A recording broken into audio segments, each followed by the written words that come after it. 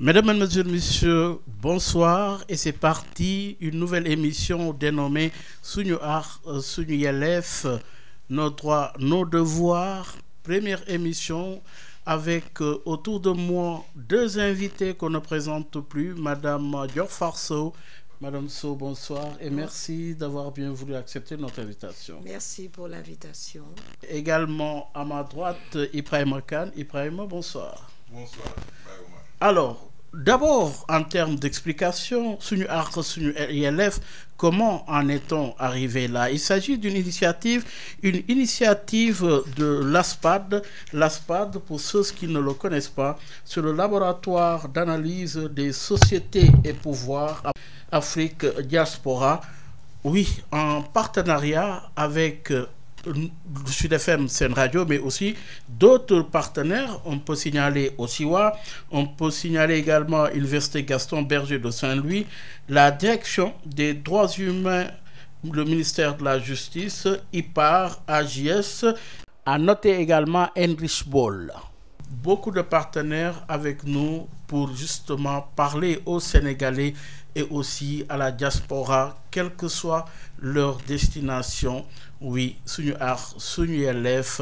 Aujourd'hui, premier numéro, nous allons d'abord vous présenter nos invités. Madame Dior Farceau, qu'on ne présente plus. Elle est la première magistrate sénégalaise distinguée de par sa contribution au niveau national et international dans les domaines des droits humains, de la paix, de la sécurité, également de la justice internationale. Madame Sow, vous avez été première femme nommée procureure de la République. C'était en 1976 au Sénégal, mais également avocate générale principale près la chambre d'appel du tribunal pénal international pour le Rwanda. Oui, au niveau de l'AJS aussi, vous faites partie des fondateurs de cette institution, association des juristes sénégalaises, mais également oui, beaucoup de contributions. Vous avez écrit donc en termes de contributions des ouvrages, mais j'en retiens vraiment, oui, donc pour ce qui est des publications, de ce livre qu'on dénommait Mon livre blanc, En mon âme et conscience, publié le 14 janvier 2023. En mon âme et conscience, qu'est-ce que vous avez voulu dire? Ce que je pense sincèrement au fond de moi. Oui. Oui, et je parlais un peu de mon cursus et des problèmes que j'ai rencontrés tout au long de ma carrière et des problèmes aussi qui concernent le Sénégal. Oui, nous dans allons plusieurs domaines. Oui. Dans plusieurs domaines, notamment sur le plan juridique, des droits humains les également. droits humains également, oui. Avec mon expérience au tribunal pénal international pour le Rwanda, à la Cour pénale internationale aussi. Et j'ai beaucoup parlé de ces droits humains. Et on aura l'occasion d'aller en profondeur dans ces sujets. Oui, Ibrahima Kane, vous aussi, vous avez été l'un des fondateurs, oui, de la RADDHO, de la Rencontre africaine pour la défense des droits humains, mais en matière de démocratie et de politique également, c'est aussi votre tasse de thé au niveau national comme international. Oui, d'une certaine manière, parce que je suis sorti de l'université de Dakar. On a pensé à l'époque qu'il n'y avait qu'une seule organisation de droits de l'homme, qui était très proche d'ailleurs du pouvoir à l'époque, c'était l'ONDH. Et nous avons décidé, c'était, je me rappelle très bien, à la suite des événements de 1988, quand Abdoulaye Wade avait été arrêté, des personnes embastillées, qu'il était nécessaire de créer une organisation qui pouvait aussi assister les Sénégalais. Des gens avaient été arrêtés, mis dans les camps de gendarmerie, qui ont été même rasés. Et je me souviens à l'époque, quelque chose qui était, aujourd'hui on peut en rire, la justice avait annulé tous les PV parce qu'ils étaient pratiquement les mêmes. Il n'y avait que les noms qui avaient changé.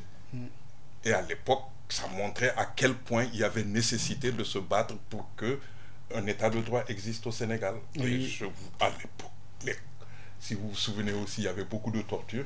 Mais on en parle peu maintenant. Ça veut dire que le combat qu'on a mené pendant ces années a beaucoup contribué à changer la perception que les services de sécurité avaient de l'individu. L'individu, ce n'était pas simplement quelqu'un qu'on pouvait taper et faire quoi que ce soit, mais un être humain, c'était quelqu'un qu'on devait respecter en tant qu'être humain et qui devait être traité de la manière dont la loi prévoit les choses. Alors, oui, c'est dont il s'agit aujourd'hui. La cible, ce sont les Sénégalais dans leur diversité. C'est la raison pour laquelle il a été décidé d'organiser une telle émission. Mais justement, les Sénégalais s'impliquent parce qu'il y a déjà une démarche inclusive qui consistait à demander aux Sénégalais ce qu'ils pensaient en termes de droits humains. Et il a été recueilli une cohorte de plus de 200 personnes qui ont répondu à l'appel. Et du point de vue de la classification, l'éducation figure en première partie, Madame Diop-Falso. Oui, je pense que c'est tout à fait normal, effectivement, parce que respecter les droits humains, c'est d'abord acquérir cette connaissance, cette notion dès le plus bas âge. Et on se rend compte justement qu'il y a pas mal de problèmes à l'heure actuelle parce que l'éducation, et je parle plus particulièrement du Sénégal que je connais, au niveau de l'éducation telle qu'elle se faisait avant, je pense qu'il y avait quand même une différence entre l'éducation du jeune garçon, l'éducation de la fille. On n'apprenait pas, disons, à l'enfant certaines valeurs de respect de la différence, certaines valeurs disons, de la solidarité, peut-être certaines valeurs. Et là, je crois que c'était un problème. C'est un problème, et quand on parle d'éducation à l'heure actuelle, on se rend compte qu'il faut que l'éducation de base soit quelque chose de très important, de très profond. Et parce que c'est là, comme je dis, la famille, surtout, est un vecteur primaire de socialisation de l'enfant. Et c'est à ce niveau-là qu'on doit leur apprendre la différence, le respect de la différence, plus exactement, le respect de l'autre, qu'on doit leur apprendre certaines valeurs qui vous permettent de vivre en paix, la culture à la paix, je pense de la paix. Là, je pense que c'est quelque chose de très important, et il doit y avoir un relais aussi, parce que l'éducation au niveau de l'école, parce que je crois que malheureusement, on se rend compte qu'à l'heure actuelle, dans notre pays, nous avons beaucoup de problèmes dans ces deux domaines-là. Oui, et justement, Ibrahim Kane, l'éducation en termes de droits, mais également de devoirs. Tout à fait, et c'est là où je dois quand même me féliciter de cette initiative du LASPAD. Le LASPAD, n'oubliez pas que c'est un laboratoire qui est logé dans une université. Et l'université a un rôle à jouer. L'université sénégalaise a un rôle à jouer sur la formation de la conscience des citoyens, sur la formation du citoyen sénégalais. Et je pense que, pour moi, c'est la première fois que je vois une telle initiative, voir un département universitaire s'associer avec une radio pour vraiment travailler pour élever la problématique des droits de la personne humaine. Enfin, on en discutera tout à l'heure. Et pour élever de manière à ce que les citoyens puissent vraiment saisir qu'est-ce qu'il y a derrière cette notion. Comment devrait-on utiliser les droits que la Constitution nous donne, que le fait que nous soyons des humains pour vraiment faire valoir un certain nombre de droits, un certain nombre de comportements de la part des autorités, de la part aussi de nos concitoyens, parce que en réalité, ce n'est pas seulement contre l'État que les droits sont prévus, c'est aussi un meilleur respect entre citoyens. Et tout cela, je pense que le fait que le LASPAD ait vraiment introduit ce genre de programme montre à quel point l'université sénégalaise est en train de changer. Et de concert avec une radio dont la vocation et la proximité également. Oui, d'autres partenaires, là, vous avez parlé de l'État à travers la direction des droits humains logée au ministère de la Justice comme également principal partenaire. Oui, ñu tënk ko rapidement balaa ñuy dugg ci sujet bi que li nu mel ni ñu ngi koy tàmbali muy émission bu njëkk boo xamante ne ci mbirum ak yelleefu doomu aadama ñu tudd ko suñu ak suñu yelleef loolu tamit pour ñu waxtaane ko dafa am ñi nga xamante ne ñoo am initiative di LASPAD muy benn laboratoire boo xamante ne mi ngi yëngatu ci mbirum xam-xam fële ci université Gaston Berger ñëw lëkkaloo ak Sud FM pour mën a proposer émission bu nu mel ñu fi dajee nag pour waxtaane naka la ñu mën a permettre ba sénégalais yi mën a bokk ci waxtaan bi moo tax première tâche bi moo doon ubbi benn laaj jëmale ko ci sénégalais yi am na lu ëpp 200 et quelques ci pàcc boo xamante ne ñoom wax nañu lan la ñu namm ñu tàmbali ko waxtaan bu njëkk mooy mbirum éducation loolu tamit gis nañ ne lu jaar yoon la ndax waxtañu besoin boo xamante ne muy besoin de citoyenneté renforcement citoyen boo xamante ne sénégalais yi wane nañ ko loolu moo tax tey ñu njëkk a tàmbali waxtaan bi pour ñoon mën si dugg. Alors pour entrer dans le vif du sujet, commençons d'abord par clarifier ces concepts. Quand je parle de concepts, je parle de droits de l'homme, droits humains, droits de la personne, droits de la personne humaine. Dites-nous, que nous renvoient ces concepts, Ibrahima Kane? Alors, vous avez bien fait de donner beaucoup de mots, oui. Droits de l'homme, droits de la personne humaine et autres. C'est vrai que la définition a son importance.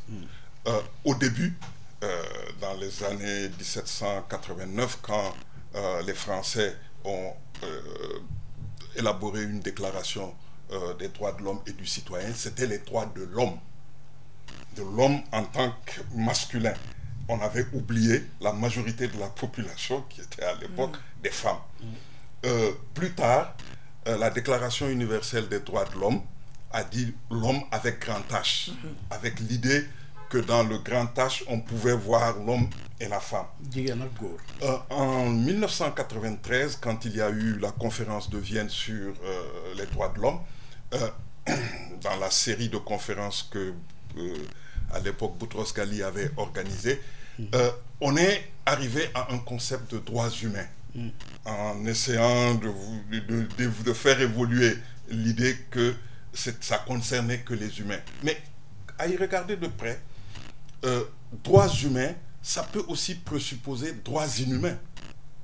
Alors que je pense pour moi que pour vraiment prendre en charge la totalité de la personne, de la société, il faut parler de droits de la personne humaine. La personne humaine, c'est l'enfant.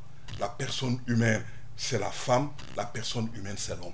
Et donc, si on garde ce concept de droit de la personne humaine, on prend en charge les préoccupations de tout le monde. C'est quoi les droits de la personne humaine? Ce sont les droits qui s'attachent à notre humanité. Le fait qu'on soit humain, on a un certain nombre de comportements qu'on doit avoir, mais il y a aussi un certain nombre de comportements que les autres doivent avoir à notre égard. C'est aussi simple que cela. Maintenant, pour que ces droits soient effectifs, il faut qu'il y ait l'existence d'un État. Parce qu'on est dans un contexte d'évolution de des sociétés humaines où l'entité qui prend en charge les communautés humaines, ça s'appelle l'État. Avant, il y a eu d'autres entités qui ont pris en charge. Mais aujourd'hui, on a l'État. Et l'État, ce n'est pas l'État européen, parce que nos sociétés africaines ont eu l'expérience de l'État avant même l'arrivée des colons. Rappelez-vous des empires du Mali et du Songhai. Et ces empires-là ont eu à élaborer des normes, des règles pour gérer, pour assurer la protection humaine. Il y a un historien, Gomez, qui a vraiment travaillé sur l'empire du Mali, où il essaie d'expliquer que ce qui a fait la force de cet empire, c'était sa capacité à gérer la diversité. Et que c'est ça qui explique le fait que cet empire-là a duré plusieurs siècles. Donc vous voyez que l'entité humaine permet, à travers un certain nombre de règles, de principes et d'institutions, d'assurer la protection des droits et des libertés. Parce que c'est aussi important de faire la distinction entre ce qui est droit et ce qui est liberté. Le droit, c'est la faculté d'exiger. La liberté, c'est la faculté d'agir. Donc, quand on comprend tout cela, on comprend que toute société moderne, comme notre société, doit aussi fonctionner de sorte que les individus puissent exiger un certain nombre de choses de l'État, puissent aussi agir à travers les règles que l'État se donne pour assurer une meilleure sociabilité à l'intérieur du territoire. Donc voilà un peu les éléments que je voudrais mettre en exergue. Oui, Madame Dior-Faso, Oui. il vient de camper déjà Tout à fait. ces concepts. Oui. Oui, je pense que je suis en phase avec ce que Ibrahima vient de dire. Et peut-être que pour être beaucoup plus simple par rapport à je pense, la population que nous voulons atteindre, je voudrais simplement résumer en quelque sorte ce qu'il a dit pour dire qu'on parle effectivement de droits de la personne humaine et de droits humains. Parce que quand on dit qu'on parle des droits de l'homme, on parle aussi de l'humain. Parce que quand on va dans le sens étymologique du mot, homo c'est humain. Parce que l'homme à l'époque c'était vir, mais homo c'est humain. Donc on parle de la personne humaine. Et effectivement c'est la personne humaine, la femme, l'enfant, l'être humain. Et ce qui est important de dire, c'est que les droits humains, c'est en quelque sorte des privilèges qui sont attribués à des personnes par rapport à leur existence, à leur qualité d'être humain.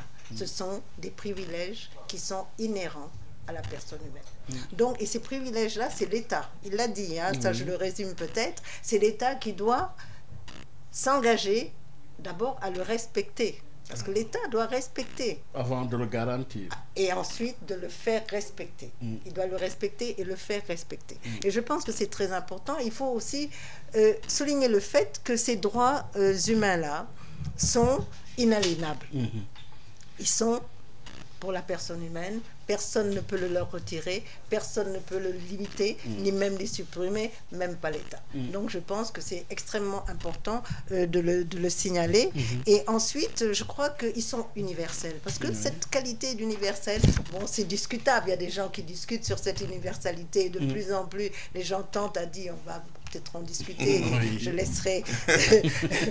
laisserai Ibrahima, qui est spécialiste en la développer, universalisme, relativisme, point d'interrogation, mais je crois que ce qu'il faut retenir, c'est ça, ce sont ces concepts-là qui évoluent par rapport au temps, qui ont, disons, un contenu de plus important. Et ce qu'il a dit aussi est extrêmement important, parce que quand on parle de droits humains, est-ce que les devoirs, hein, parce que les droits et devoirs, on les oublie souvent, mais là où il y a des devoirs, il y a des droits. On parle aussi de beaucoup de liberté, liberté d'agir, c'est vrai, mais jusqu'à quel point, hein, jusqu'à quel point est-ce que la liberté, elle est absolue, ou alors, comme on le dit, la liberté s'arrête là où commence celle des autres. Je pense que les discussions que nous pouvons faire nous permettent de voir ce que ces concepts-là, mais en effet, pour les droits humains, les concepts sont très clairs.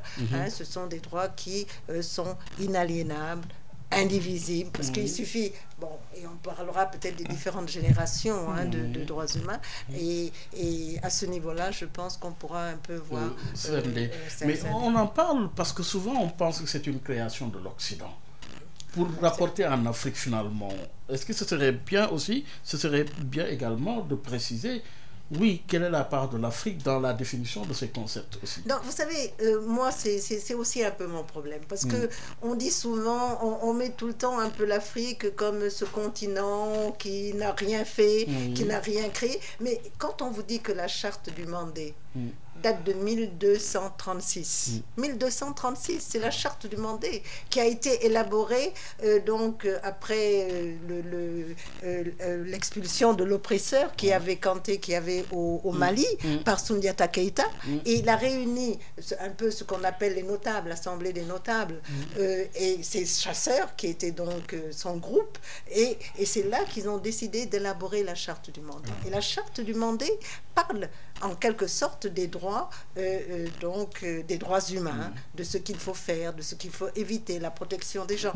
Et on est même allé pour dire que enfin, les Nations Unies ont considéré qu'il était inscrit, la charte du Mandé est inscrite dans le patrimoine immatériel de l'UNESCO. De l'humanité, donc de l'humanité. Donc je pense que déjà ça c'est une reconnaissance. Hein. Ensuite, il faut dire aussi qu'au niveau du Mali, il y a autre chose. Il y a des juristes consultes musulmans qui ont fait le manuscrit de Tombouctou. Et là aussi, il y a toute une série de droits qui sont là. Alors, la question qui se pose, c'est souvent, on pose la question de savoir est-ce que nous sommes intéressés par les droits humains, mais je trouve que la question ne se pose pas. Est-ce qu'il n'y a pas de retard à ce niveau? Non, pas du tout. Il n'y a pas de retard à ce niveau. Et le problème qui se pose aussi, c'est qu'on ne peut pas nous mettre en dehors de ces droits humains-là, dans la mesure où nous sommes des êtres humains. Et quand ces droits-là sont attachés et inhérents à la personne humaine, je ne vois pas comment on peut dire que bon, c'est quelque chose peut-être que dont nous ne faisons pas partie. Voilà. Mais quelque part, oui. Je peux même ajouter que la perception des droits de la personne humaine change selon les sociétés. Exactement. Parce que l'histoire, la géographie, beaucoup d'éléments participent à changer la manière dont les gens voient leurs droits. Mais est-ce que nous les respectons? Oui, nous les respectons parce que, vous savez... Quand je dis nous, je parle de l'Afrique. Hein. Oui, nous les respectons, mais c'est parce que nous avons une tendance, et ça souvent les médias, tendance à penser que tout ce qui ne se fait pas comme ce que font les Occidentaux est fait que contre nous. D'abord, je veux ajouter à ce que Mme Falso a dit, que et c'est important, c'est que du fait que ce sont des droits qui sont attachés à l'humain et que chaque humain, c'est-à-dire nous tous, nous entrons en humanité à travers une culture particulière. Et donc, notre culture a un poids sur notre manière de concevoir les droits de la personne humaine. Et regardez, quand l'Afrique s'est dotée en 1981 d'une charte africaine des droits de l'homme et des peuples à laquelle le Sénégal a énormément contribué. Le texte a été rédigé ici à Dakar. Le père de cette charte est un Sénégalais bontain, Feu Kéba Mbaye. De quoi on a parlé?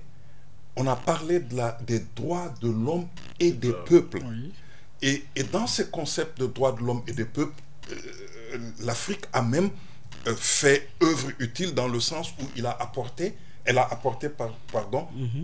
au droit international des droits de l'homme. En quoi faisant? D'abord, il y a eu une juxtaposition des droits civils et politiques et des droits économiques et sociaux. Dans le système des Nations Unies, les droits civils et politiques sont différents des droits économiques et sociaux.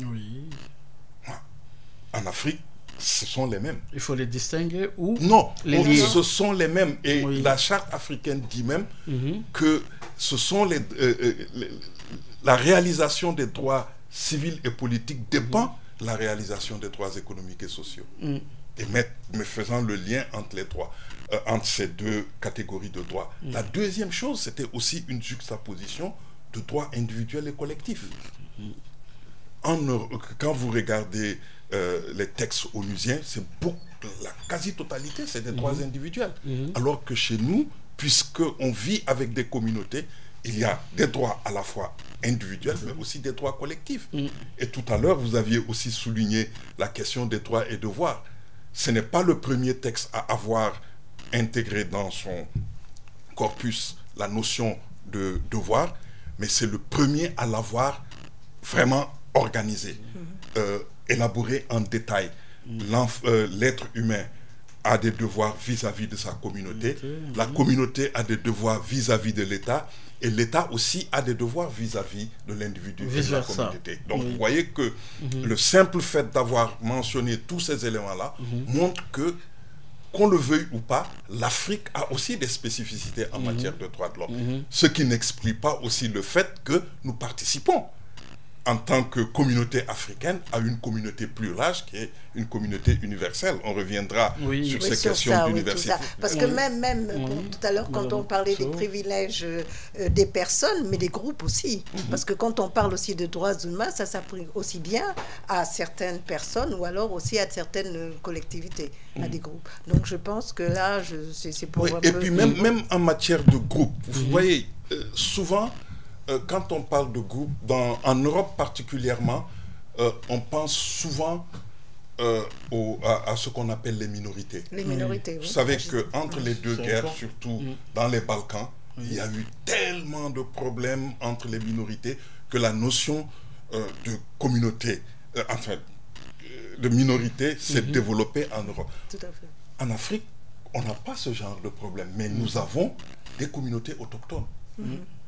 ces communautés autochtones ont leur vie, ont leur manière de se comporter. Il faut tenir compte des spécificités. Exactement. Oui. C'est surtout quand Oui. vous prenez l'Afrique centrale, surtout la région des forêts, il y a énormément de communautés autochtones qui existent, qui participent à la vie de l'État, mais dont la vie doit être gérée séparément de la vie des autres. Parce que, par exemple, si on prend les pygmées, ils ont un mode de vie qui est...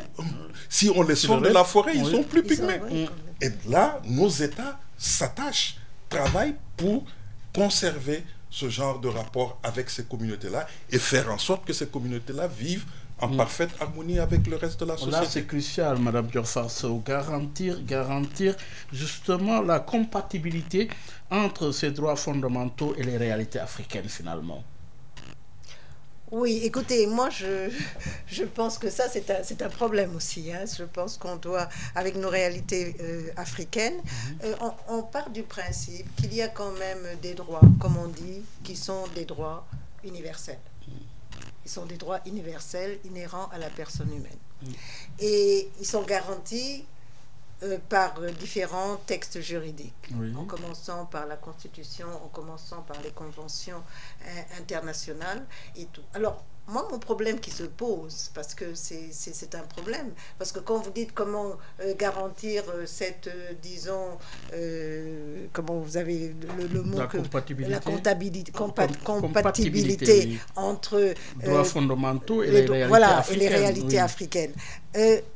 Les droits fondamentaux, une fois, parce que moi, mon problème, c'est que lorsque nous allons, nous, Africains, nous savons que ces droits-là, je pense que Ibrahima, tu es d'accord avec moi, ce sont des droits aussi qui nous appartiennent. Et lorsque nous allons dans le concert des nations pour ratifier certaines conventions internationales, il faut qu'on le dise, hein, sans réserve, j'estime qu'en tant qu'État responsable, c'est qu'il a fallu qu'on lise ce qu'il y avait et qu'on se rend compte peut-être que ce n'est pas compatible, quand ce n'est pas compatible avec nos réalités socioculturelles, on ne ratifie pas. Ça veut dire qu'on a signé n'importe quoi? Non, je ne dis pas qu'on a signé n'importe quoi. Mais c'est-à-dire qu'on a peut-être signé sans tenir compte justement de nos réalités socioculturelles. Parce que là, c'est trop tard de venir maintenant pour dire, une fois qu'on a ratifié, et je dis ça sans réserve, parce qu'il y a des pays africains qui ont ratifié avec réserve, parce que justement, ils ont tenu compte de leurs réalités socioculturelles. Mais une fois qu'on l'a fait, sans tenir compte de ces réalités, mais il faut appliquer. Oui, mais je pense qu'il faut... c'est important de revenir un peu aux notions fondamentales pour bien saisir de quoi on parle. Vous savez, quand on parle de droit, en réalité, il y a 5 types de relations. Il y a une relation à l'État, une relation à la communauté, il y a une relation même à caractère économique, mais il y a aussi une relation de réciprocité et d'échange à l'intérieur. Donc, toutes ces relations-là font que quand on adhère à un traité, on doit d'abord regarder ces aspects-là et voir comment ça joue sur la communauté. Parce que souvent, les gens nous disent que oui, on a adhéré à des traités, mais que ces traités-là ne sont pas compatibles. Tout dépend de comment on aborde la question.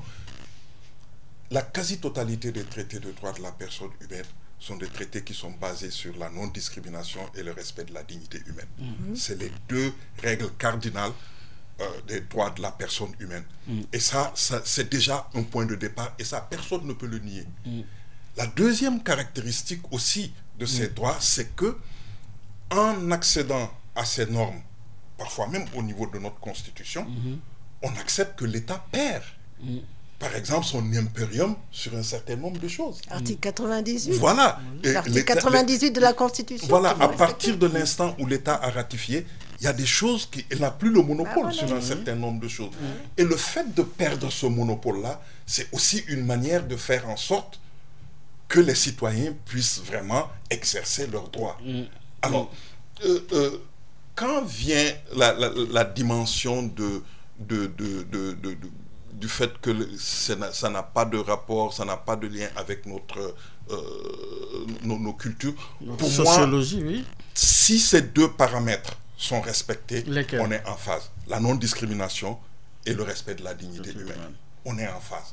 Tout le reste, pour moi, ce n'est que du blabla, parce que j'ai dit tout à l'heure que nous tous nous entrons en humanité. Qu'est-ce que vous entendez tout le reste? Qu'est-ce que tu entends par Non, prenons par exemple une notion qui est aujourd'hui d'actualité, la question de l'homosexualité, pour être très clair.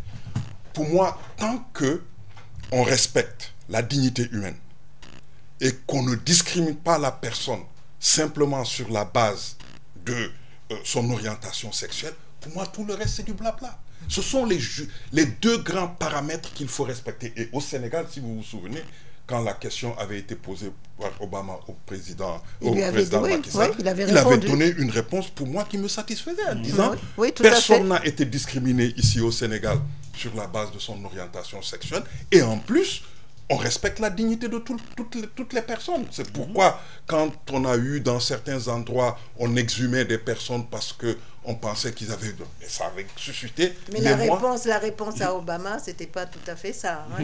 Si, sa réponse, c'était que personne n'était discriminé. Non, mais que le sujet n'était pas d'actualité, parce qu'il parlait quand même, il a parlé à un moment donné, de dire que bon, il fallait voir un peu, mais il a dit que le sujet n'était pas d'actualité au Sénégal. Je veux dire, du point de vue... Tu rends compte de nos réalités, il n'est pas question. Du point de vue de quelqu'un qui protège la dignité humaine, qui protège les droits de la personne humaine, si la personne n'est pas discriminée et si on respecte la dignité humaine dans tous les aspects de sa vie, pour moi, le problème est réglé. Oui, alors, on parle de protection de nos droits, mais protégés finalement protégés par qui? Parce qu'on a dit nos droits sont protégés, mais par qui finalement? Alors, cette question, elle est intéressante parce qu'il y a eu une évolution. Oui. Hein? Au début, c'était contre l'État. L'État, dans le système dans lequel nous évoluons, est celui qui adopte les traités, celui qui négocie les traités, c'est celui qui signe les traités, c'est celui qui ratifie les traités. Mais à partir de l'instant où on a commencé, et donc ces règles-là peuvent être opposées à l'État, à partir de l'instant où on a commencé à inscrire ces normes-là dans les constitutions, il y a eu une petite évolution. Et l'évolution, c'était lié au fait que maintenant, les individus, en tant que tels, pouvaient eux aussi garantir leurs propres droits, non seulement devant les tribunaux nationaux, mais l'individu devenait un acteur international. Pouvait aller devant le Comité des droits de l'homme, pouvait aller devant la Cour de justice de la CEDEAO, peut aller devant la Cour africaine des droits de l'homme et des peuples. Mais avant, ça ne pouvait pas se faire. Avant, pour pouvoir défendre un droit, il fallait demander à l'État d'assurer ta protection et c'était généralement à la Cour internationale de justice de la Haye. Donc vous voyez qu'il y a eu une évolution et cette évolution, de mon point de vue, elle est quand même importante et aujourd'hui, on a tellement développé de jurisprudence que nos États sont même obligés de tenir compte de cette jurisprudence lorsque ils agissent vis-à-vis des individus. 2 ou 3 exemples d'actualité. Quand Khalifa Sall est allé devant la Cour de justice de la CEDEAO, arguant du fait qu'en tant que député, la Constitution ne permet pas qu'on l'arrête sans pour autant que son immunité soit levée, il est allé devant la Cour de justice de la CEDEAO. La Cour de justice de la CEDEAO lui a donné raison. Dans un premier temps, l'État a fait mine de ne pas... D'ailleurs, ils sont même sortis dans les médias parlant... Mais après, quand la même affaire s'est posée avec Sonko, mais là, on a été obligé d'utiliser cette jurisprudence-là. On n'a pas pu arrêter Sonko tant que son immunité n'avait pas été levée. Donc, ça vous montre à quel point il est important de mettre en place de tels mécanismes de manière à ce que la protection puisse aussi être assurée par des juridictions internationales. Quand l'État au niveau national n'arrive pas à agir comme il devrait le faire. Et c'est important, Mme Diop-Farceau, de parler justement de cette protection, mais par qui finalement et à quel niveau local, étatique, communautaire, international. Finalement, les principales lois internes et conventions internationales qui garantissent ces droits doivent être connus finalement. Oui, on doit les connaître. Je pense qu'il y a eu toute une série de lois, aussi bien au niveau national, hein, parce qu'il faut protéger les droits humains au niveau national, au niveau régional, au niveau international. Mais moi, ce que je voulais dire, c'est que ça nous permet de faire la distinction entre certains droits. Hein, et on parle aussi beaucoup de pactes relatifs aux droits civils et politiques, et puis les autres aux droits économiques, sociaux et culturels. Alors, vous savez, il y a la garantie. Je pense qu'elle se fait de façon différente. Ici, je prends un exemple, par l'État. Par exemple, quand on a tous ces droits qui sont, disons, civils et politiques, l'État, c'est ce qu'on appelle un peu un droit sur l'État, contre l'État. Un droit contre l'État. Ça veut dire que la personne peut revendiquer ces droits-là contre l'État, et l'État est tenu de respecter ces droits-là. Il est tenu de les respecter. Ça, il faut que les gens le sachent. Mais souvent, c'est pas le cas. Non, il faut que les gens le sachent, mais il faut qu'ils sachent que certains droits, comment on appelle ça, la vie, survie, tout ça, intégrité, résistance à l'oppression, droit de manifestation, ce sont des droits qu'on dit contre l'État parce que l'État doit les respecter. Il y a les autres droits qui sont ce qu'on appelle les droits de créance. Hein, ce sont tous les droits où l'État doit garantir, et pour ce faire, elle doit intervenir. Hein, dans les autres, l'État n'intervient pas. Mais là, à ce niveau-là, l'État doit intervenir. Alors, je pense que tout ça, ce sont des choses qu'il faut savoir. Hein, parce que quand on parle de pouvoir, disons, garantir et tout, l'État a un rôle particulier à jouer. Et on se rend compte que quand même, pour certaines choses, il y a un problème. Il y a un problème au niveau, parce que il y a certaines choses de plus en plus qu'on voit et qui sont quand même contraires. Parce que, en fait, vous savez, respecter les droits de l'homme, c'est les droits humains. On parle plutôt de la personne humaine. En fait, on revient au même concept. C'est en quelque sorte permettre l'instauration de l'état de droit et de la démocratie. Je pense que c'est extrêmement important, ça, il faut le savoir. Lorsqu'on ne respecte pas les droits humains, on ne peut pas dire qu'on est un état de droit. Et lorsqu'on ne respecte pas non plus les droits humains, on est sûr qu'il ne peut pas y avoir de démocratie. Maintenant, le problème qui se pose, est-ce que parce que en quelque sorte, les droits humains, c'est attaché à l'existence. Hein? Tandis que les problèmes liés à la démocratie, c'est rattaché un peu à la souveraineté populaire. Alors le problème qui se pose à ce niveau-là, quand il y a, disons, une opposition entre les deux, ça pose problème. Mais il y a deux observations. La première observation sur l'intervention de l'État. Par exemple, les droits qui sont opposés à l'État et autres. Vous savez, dans tous les cas, l'État doit intervenir. Parce que le droit à un procès équitable, qui est un droit civil par excellence, c'est un droit où l'État doit mettre en place les tribunaux, doit former les juges, doit former les greffiers, faire en sorte que l'accès à ces juridictions soit quelque chose de très facile. Mais tout cela requiert des moyens de la part de l'État. Aujourd'hui, au Sénégal, on a beaucoup de problèmes parce qu'on n'a pas le nombre de juges qu'il nous faut, on n'a pas le nombre de greffiers qu'il nous faut, et ce qui fait que l'accès à la justice n'est pas théoriquement bien respecté. Donc ça, c'est le premier point. Donc, tous les droits, à mon avis, requiert une intervention de l'État. Tout à fait. Maintenant, le degré, en tout cas, l'importance des ressources à mettre en place dépend selon que ce soit un droit civil, politique. Tout à fait, La deuxième chose, c'est que nos États ratifient des traités, nos États adoptent des conventions, mais ces conventions, quand on les regarde de plus près, ne sont qu'une compilation de normes de comportement. Il n'y a pas de sanction qui s'attache dans les traités aux normes de comportement. Je vous donne un exemple très concret. L'interdiction de la torture existe dans la Convention contre la torture. Oui.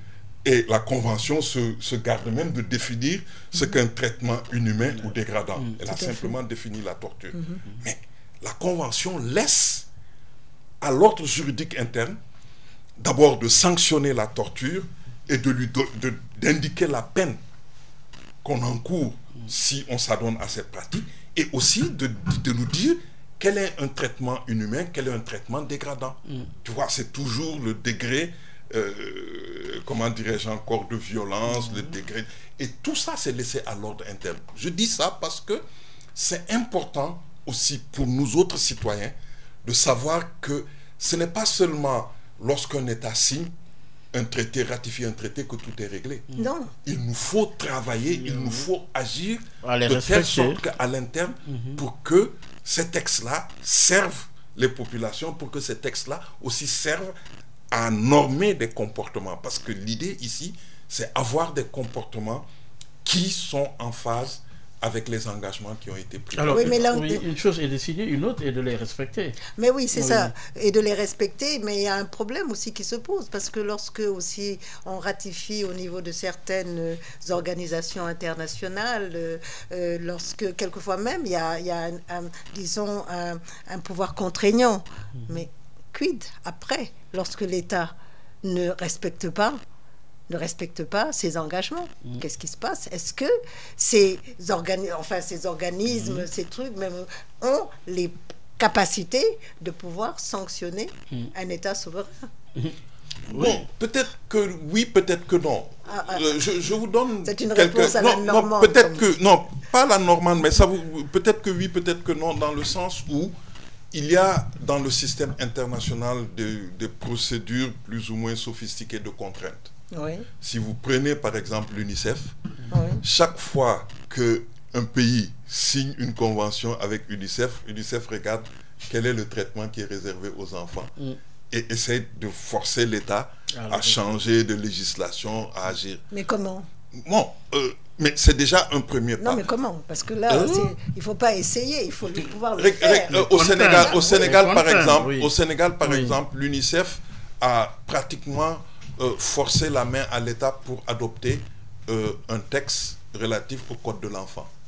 Le Code de l'enfant a été adopté par l'État, il est sur le bureau du Parlement, le Parlement n'a rien fait. Et ça veut dire qu'il y a beaucoup d'efforts à l'intérieur du pays que les ONG, les autres acteurs doivent mener pour arriver à cela. Il y a également dans le système le PNUD et autres qui sont toujours regardants sur les rapports que vous produisez pour montrer que vous menez des actions au niveau national.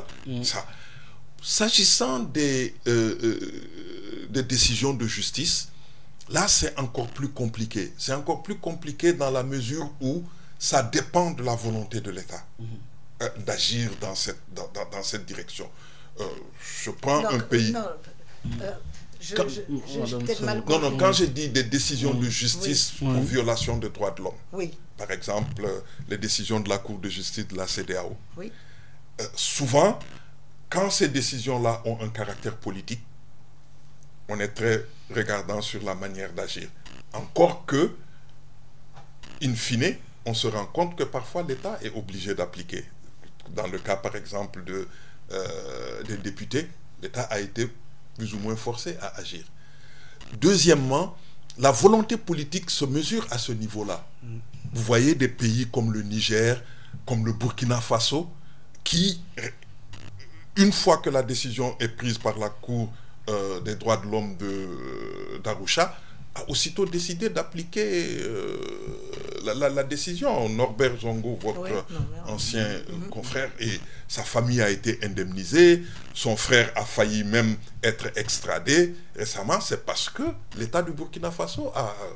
Mais pourquoi le Burkina à l'époque a respecté? Mais parce que Blaise Compaoré à l'époque était entre l'enclume et le marteau. Et donc, ce sont ces contextes-là aussi qui expliquent pourquoi les gens acceptent. De manière générale, il faut des systèmes comme le système européen des droits de l'homme, qui est un système organisé au niveau régional, la Cour européenne des droits de l'homme, où le Conseil de l'Europe force les États à appliquer. Et ils ont mis en place des mécanismes. Mais si vous prenez la Cour internationale de justice de la Haye, le premier pays qui ne respecte pas les décisions de la Cour, c'est les États-Unis.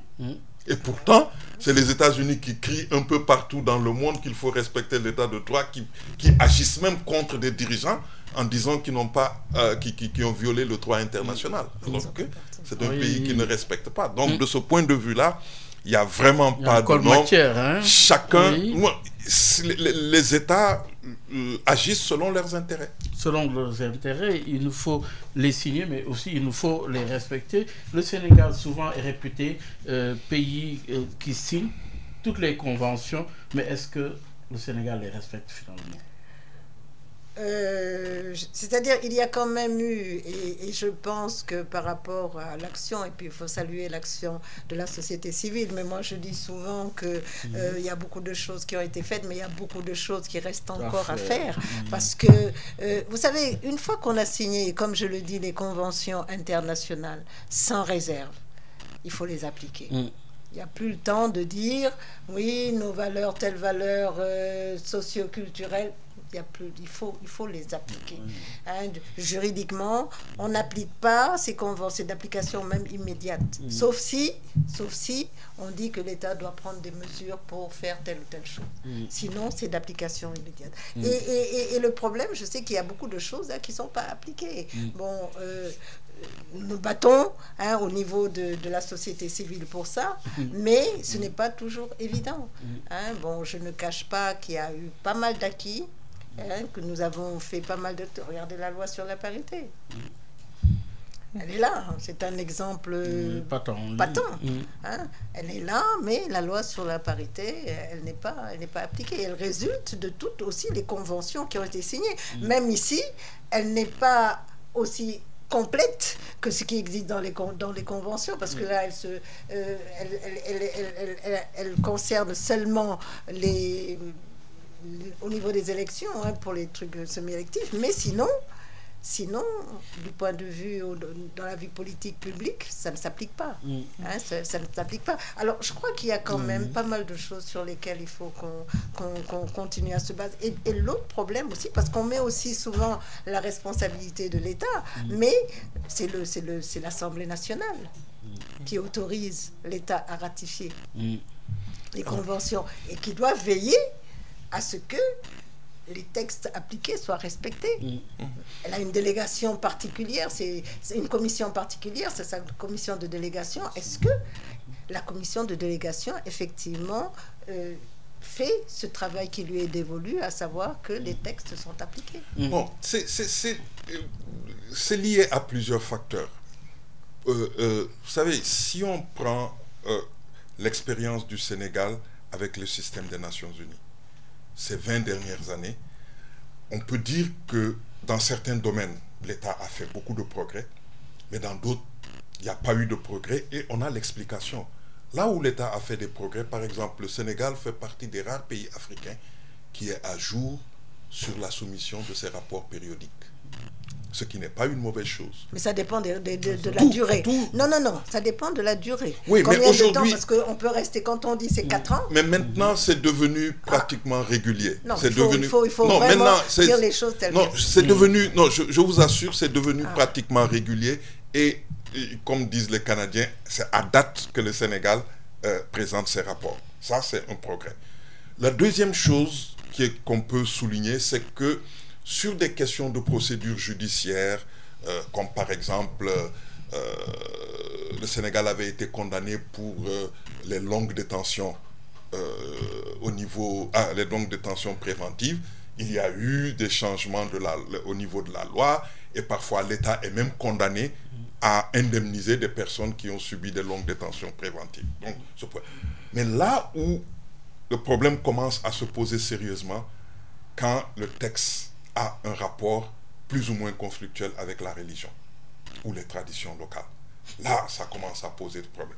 Prenons le cas des FGM, mutilation féminine génitale. ça montre, Avec par exemple, il y yeux. avait eu une opposition féroce des religieux. D'ailleurs, Abdou Diouf, dans ses mémoires, nous donne une petite anecdote où un marabout est venu chez lui, au palais de la République, qui dit il ne va pas quitter le palais s'il ne retire pas le projet de loi qui venait d'être adopté. Alors là, oui. Bon, Oui. finalement, ça n'a pas pu, il n'a pas eu gain de cause, mais ça te montre à quel point ces questions-là se posent. Et c'est là où, à mon avis, l'État doit davantage travailler. C'est-à-dire, une chose, c'est d'adhérer à un traité, mais une autre chose, c'est de travailler pour que le traité puisse être accepté aussi par la population, pour que les choses puissent aller de l'avant au fond. Parce que il y a des engagements auxquels on souscrit au plan international. Parfois, c'est difficile de le faire accepter, mais c'est parce qu'il n'y a pas d'effort aussi fait par l'État pour aller dans cette direction. Et le meilleur exemple que je peux vous donner, c'est les droits de l'enfant. Regardez, Baye Oumar, une des choses qu'on demandait à l'État, c'est qu'il y ait entre le père et la mère un partage de responsabilité au niveau de l'enfant. Mais ça, si le travail est vraiment bien mené, je ne vois pas comment l'État s'y oppose, comment la société s'y opposerait. Mais l'autorité, c'est le problème de l'autorité parentale. Parce que c'est la puissance parentale. Alors, comment et puis même du point de vue religieux, c'est pas interdit. Oui, mais on n'interdit pas à la femme de pouvoir participer à l'éducation de l'enfant, c'est pas interdit.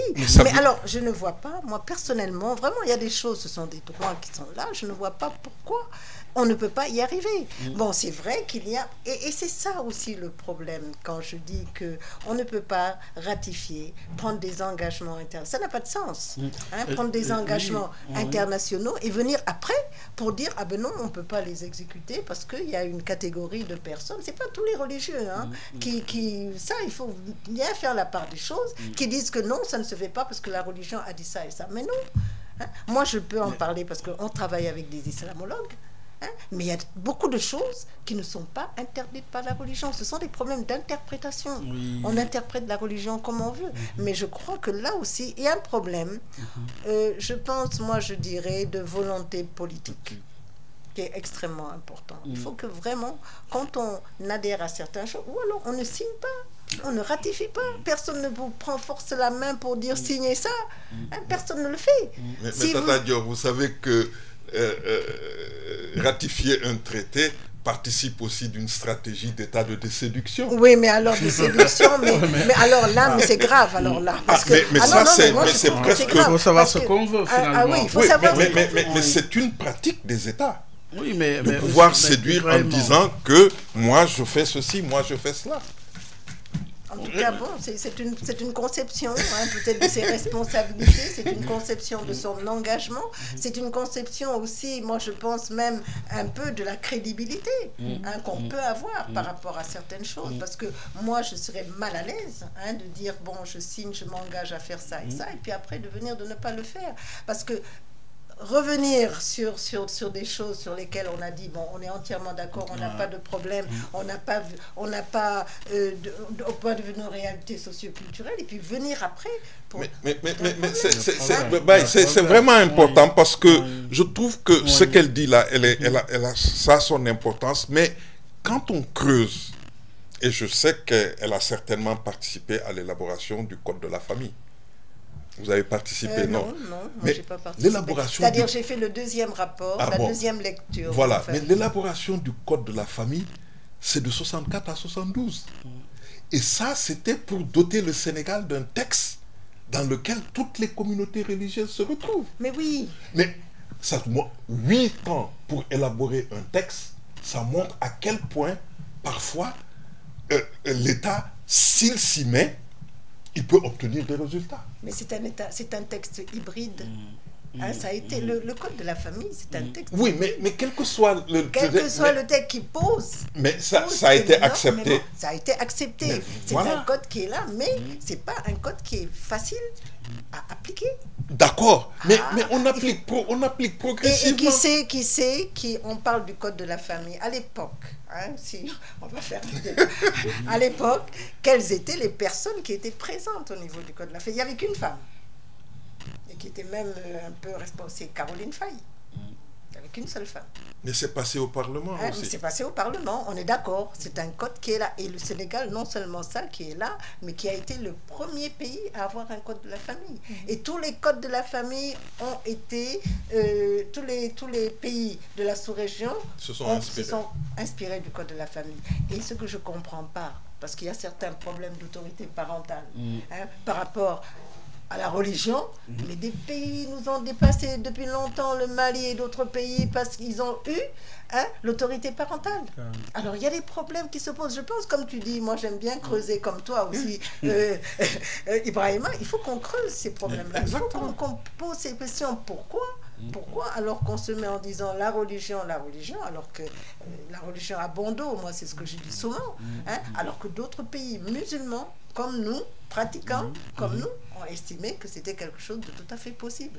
Mais justement, parce que souvent, l'Afrique est le théâtre de nombreuses avancées et défis en matière de droits humains, des violations graves peuvent en être justement un dépôt grave d'être constaté finalement, parce que souvent il faudrait qu'on sache réellement en termes d'interprétation et d'avancée ce qu'on veut également, Ibrahima.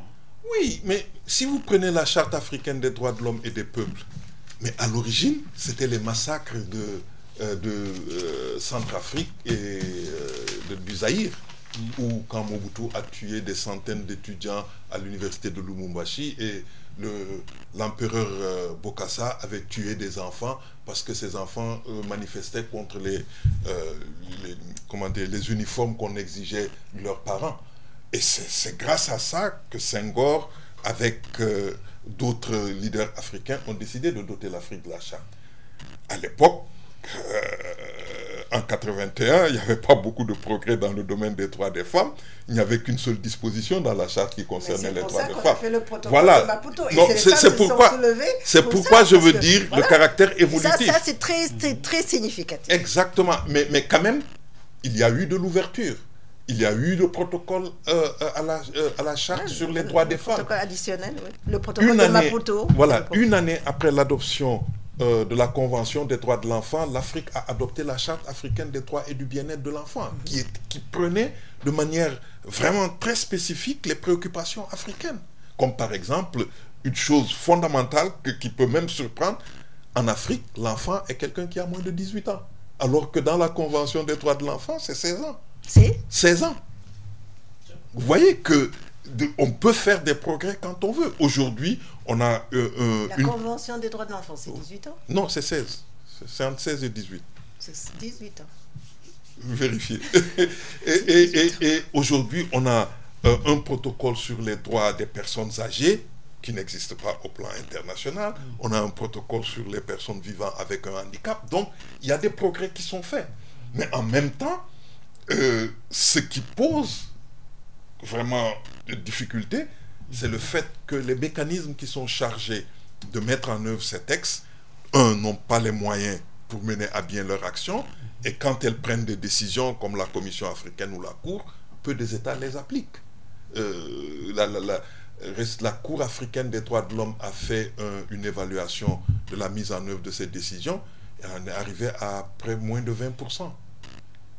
Pratiqué par les États. Et ce qui est même assez caractéristique de cette Cour, c'est que le pays qui abrite la Cour a refusé de mettre en œuvre la décision de la Cour. Mais ça a créé une sorte de tollé, et aujourd'hui, avec les nouvelles autorités qui sont en place, ils commencent à négocier, à discuter pour voir comment on peut faire avancer les choses. Donc, Bayouma, moi, ce que je peux retenir de toute cette évolution-là, c'est que oui, les progrès sont lents, mais il y a des progrès. Et vous savez, les droits de l'homme sont un domaine où il s'agit de transformer les comportements humains. Il n'y a pas plus difficile à transformer que le comportement d'un être humain.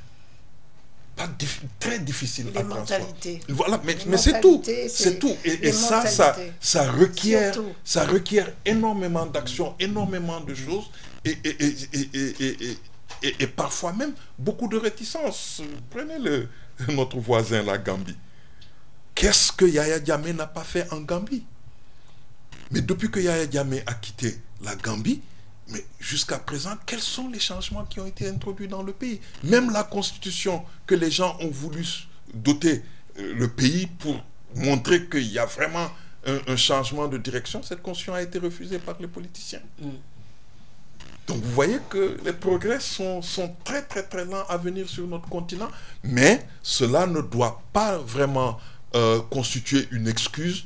La population doit toujours continuer à se battre pour le respect de ses droits.